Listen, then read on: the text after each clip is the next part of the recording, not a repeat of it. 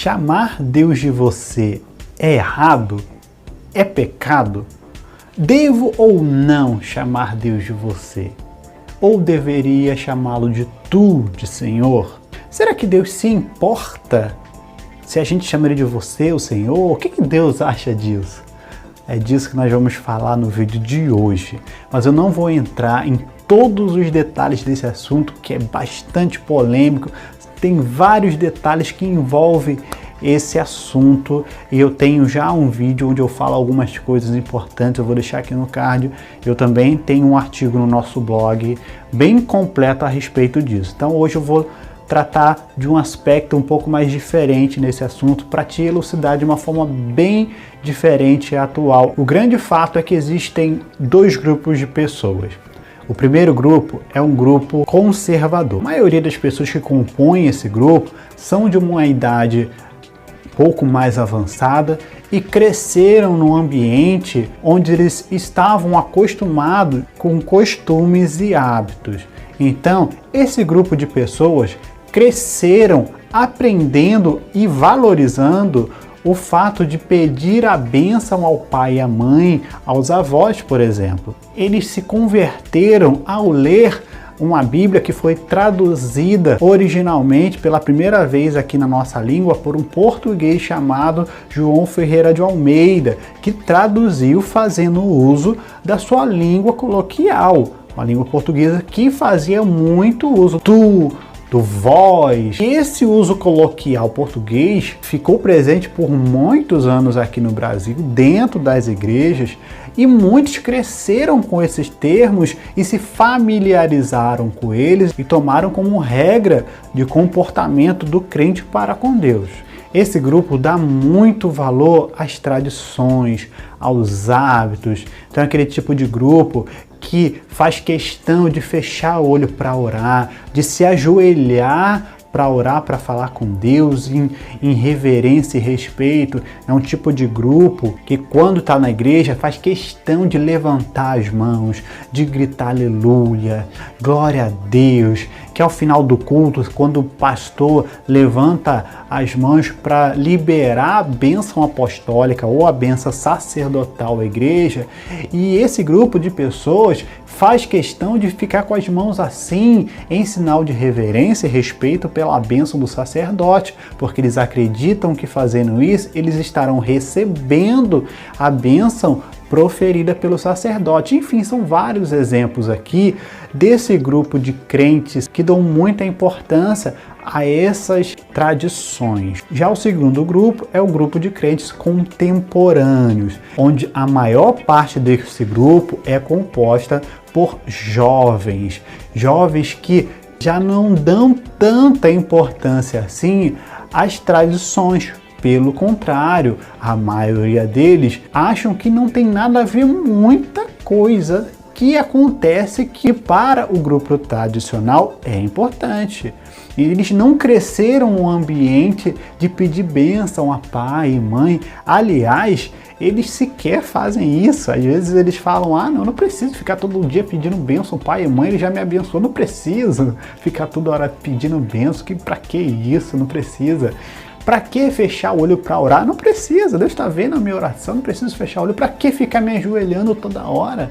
Eu posso orar em pé, eu posso orar no meu pensamento, não preciso me ajoelhar. Para quê? Para que eu vou levantar as minhas mãos no louvor? Deus sabe, meu coração está vendo que eu estou louvando. Para que eu vou ficar com a mão assim para receber? Eu não estou recebendo nada. O profeta está me abençoando, beleza. Aliás, Deus pode me abençoar através da vida de qualquer um. O profeta é mais um, o pastor é mais um. Eu não preciso da bênção do pastor. Eu posso até ir embora antes de acabar o culto, que não tem nenhum problema. Para quê? Nada a ver isso. Deus está vendo o meu coração. É isso o que importa. E esse grupo não vê nenhum problema em chamar Deus de você. Afinal de contas, eles acreditam que eles são tão íntimos de Deus que tem sim o direito de chamá-lo da forma que eles quiserem, de você, de tio, de coroa, de paizão, de sei lá mais o que. Afinal de contas, a sua intimidade que vai dizer a forma com que eles chamam a Deus. Então perceba que são dois grupos bem diferentes um do outro. Aliás, são 3 grupos, eu falei de 2. O terceiro grupo é um grupo de pessoas que não sabem qual grupo estão. Eles não sabem se são contemporâneos, se são tradicionais, eles simplesmente vão aonde a onda levar. Então, ora eles são a favor de você, ora são a favor de tu, eles não sabem, estão sempre em cima do muro. E eu não sei, você que está me assistindo, qual grupo faz parte, se o tradicional, se o contemporâneo, ou se de repente você nem sabe que grupo faz parte, você nem sabe ainda o que é certo, se você chamou, se é certo chamar de Deus de você, de tu, você não sabe, tá meio perdido também. E a grande pergunta que a gente deve fazer, e talvez você deva estar se fazendo agora é: Deus se importa com tudo isso? Será que Deus se importa com tanta cerimônia? Será que Deus se importa de que a gente está chamando Ele de você, de Senhor? Será que o que Deus pensa a respeito disso? Afinal de contas, pode acontecer do crente contemporâneo chamar Deus de você e ter uma vida de oração e ter uma vida com Deus muito além do que o crente que está ali chamando Deus de tu. Que às vezes pode acontecer daquele crente tradicional que faz tanta questão de tantas essas cerimônias e ritos e tradições, de estar chamando ali Deus de Senhor e tudo brigando por essa causa, mas viveu uma vida muito distante do verdadeiro evangelho, uma vida atolada em pecados, em mentira, em coisas que não agradam a Deus. Então a gente pode perceber que sim, o que de fato importa é o que está no coração. O que realmente importa é a nossa vida devocional com Deus. É isso que Deus está preocupado, com o nosso coração. Mas afinal de contas, Deus se importa ou não com a forma que a gente o trata? Eu vou deixar apenas 2 textos aqui para você refletir e chegar a essa conclusão por si só. Não vai ser eu que vou te responder essa pergunta, é você que vai chegar a essa conclusão. Eu vou te deixar 2 textos para te ajudar. E o segundo, eu vou finalizar com ele e vou deixar você lendo e ouvindo essa narrativa bíblica. O primeiro exemplo bíblico que eu vou deixar é o exemplo de Paulo, o apóstolo Paulo. Ele escreveu na sua primeira carta à igreja de Corinto. Ele explicou bem assim para o povo: olha, gente, todas as coisas me são lícitas, mas nem todas convêm e nem todas edificam. Então você pode comer carne, por exemplo? Pode. Você é livre em Cristo Jesus. Então você pode comer carne. Agora, se o teu irmão que está do seu lado se escandaliza pelo fato de você comer carne, é preferível, diz o apóstolo Paulo, é preferível que você pare de comer carne para não causar escândalo ao seu irmão. E ele vai dizer, afinal de contas, Jesus morreu por você e por ele também.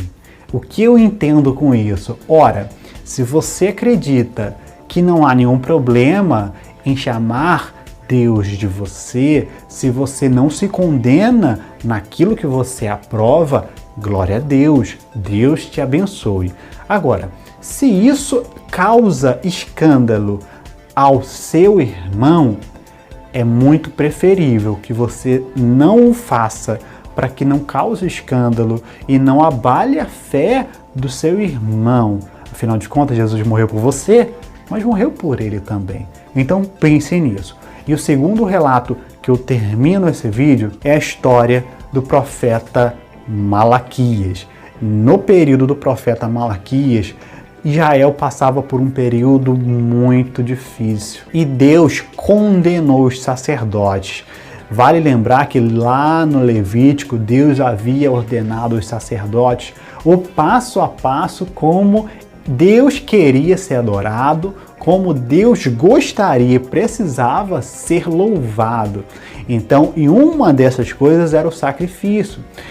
Os sacerdotes deveriam oferecer um animal perfeito, primogênito, não deveria ter nenhum tipo de defeito, de mácula, de mancha. Esse animal deveria ser sacrificado vivo em oferta a Deus. Então tinha todo um ritual que precisava ser feito.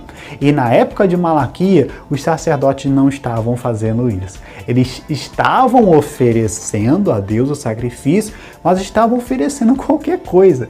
Eles estavam oferecendo animal cego, coxo, manco, com doença. Eles estavam oferecendo qualquer coisa para Deus e falam, não, mas a gente está oferecendo, o sacrifício é feito. Ué, mas qual é o problema? E às vezes nós somos assim, né? Às vezes a gente acha que Deus recebe qualquer coisa. Deus recebe qualquer adoração. Às vezes a gente acredita que Deus recebe qualquer louvor. Ah, não preciso estudar música não, que Deus recebe. Ah, eu toco qualquer nota desafinada. Mas tá bom, Deus recebe, Deus é bonzinho. Deus vê o que estava no coração. Ah, eu vou cantar desafinado. Ah, tá bom, Deus recebe, Deus vê o coração. Ah, não tem problema não. Era exatamente isso que os sacerdotes estavam fazendo. Ah, eu chamo Deus de você, de Senhor, não tem problema, Deus não liga, tá tudo tranquilo. Era mais ou menos isso que os sacerdotes estavam oferecendo sacrifícios de qualquer jeito para Deus. Note o seguinte, os sacerdotes não pararam de oferecer os sacrifícios, eles continuavam, os sacrifícios estavam sendo feitos, mas estavam sendo feitos de uma forma que Deus não se agradou. Então, cuidado. O fato de você servir a Deus não quer dizer que Ele esteja recebendo o seu serviço. O fato de você louvar a Deus não quer dizer que Ele esteja recebendo o seu louvor. Isso é muito sério. Então, nós precisamos adorá-lo da forma que Ele quer ser adorado e da forma que Ele merece ser louvado. Isso é muito importante. Por isso que a gente precisa conhecer a Deus e estudar as Escrituras para a gente não cair em enganos do inimigo. Porque para muitos, chamar Deus de você é uma falta de respeito para com Deus. Será que é? Será que Deus se importa com esse respeito? Será que Deus pode cobrar de mim e de você um grau a mais de respeito? Bom, eu vou terminar, eu quero que você leia o texto que eu vou colocar na tela e ouça bem o que Deus disse através do profeta Malaquias aos sacerdotes daquele tempo. Ouça, leia e tire as suas próprias conclusões. O Senhor Todo-Poderoso diz aos sacerdotes: o filho respeita o pai e o escravo respeita o seu senhor. Se eu sou o pai de vocês, por que é que vocês não me respeitam? Se eu sou o seu senhor, por que não me temem? Vocês me desprezam, mas mesmo assim perguntam: como foi que te desprezamos? Foi com o alimento impuro que vocês me ofereceram no altar. E vocês ainda perguntam: como é que estamos te ofendendo? Pois vocês me ofendem quando acham que têm o direito de profanar o meu altar. E me ofendem também porque pensam que não faz mal me oferecerem animais cegos, aleijados ou doentes. Pois procurem oferecer um animal desses ao governador. Acham que ele o aceitaria com prazer e atenderia os seus pedidos? Eu, o Senhor Todo-Poderoso, falei. Agora, sacerdotes, orem a Deus e peçam que Ele nos abençoe. Mas será que Ele vai atender quando vocês estão apresentando ofertas como essas? O Senhor Todo-Poderoso diz aos sacerdotes: gostaria que um de vocês fechasse as portas do templo. Assim vocês não acenderiam mais fogo inutilmente no meu altar. Eu não estou satisfeito com vocês. Não vou aceitar as suas ofertas. Eu sou adorado em todos os países do mundo e em todos os lugares queimam incenso em minha honra e me oferecem sacrifícios puros. Todos me honram, mas vocês me ofendem quando pensam que têm o direito de profanar o meu altar e que os sacrifícios que oferecem não valem nada. Vocês dizem: já estamos cansados de tudo isso, e riem de mim e me tratam com desprezo. E ainda me oferecem um animal roubado ou um animal aleijado ou doente. Vocês acham que eu, o Senhor, vou aceitar isso? Maldito seja o mentiroso que me promete um animal perfeito do seu rebanho, mas oferece em sacrifício um animal defeituoso. Eu sou o Rei poderoso e todas as nações me honram. Eu, o Senhor Todo-Poderoso, estou falando.